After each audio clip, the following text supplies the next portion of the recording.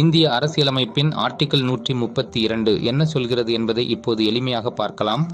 அரசியல் சட்டத்தின் விளக்கம் இன்டர்பிரிட்டேஷன் ஆஃப் கான்ஸ்டிடியூஷன் தொடர்பாக உயர்நீதிமன்றம் தீர்ப்பு அளித்த வழக்குகள் அந்த தீர்ப்பை எதிர்த்து உச்சநீதிமன்றத்தில் மேல்முறையீடு செய்யலாம் என்பதை கூறுகிறது. ஒரு வழக்கில் உயர் நீதிமன்றம் ஹைகோர்ட் அரசியல் சட்டத்தில் உள்ள கேள்வி ஒன்றுக்கு தீர்ப்பு அளித்தால் அந்த கேள்வி முக்கியமான அரசியல் சட்ட கேள்வி என்றால் அப்பொழுது அந்த வழக்கை உச்சநீதிமன்றத்தில் மேல்முறையீடு செய்யலாம். ஆனால் மேல்முறையீடு செய்ய அந்த உயர் நீதிமன்றம் சான்றிதழ் வழங்க வேண்டும். அதாவது உயர் நீதிமன்றம் கூற வேண்டும், இந்த வழக்கில் அரசியல் சட்டத்தின் விளக்கம் தொடர்பான முக்கியமான கேள்வி உள்ளது, அதனால் உச்சநீதிமன்றம் இதை பரிசீலிக்கலாம். அப்படி சான்றிதழ் கொடுக்கப்பட்டால்தான் உச்சநீதிமன்றம் அதை கேட்கும்.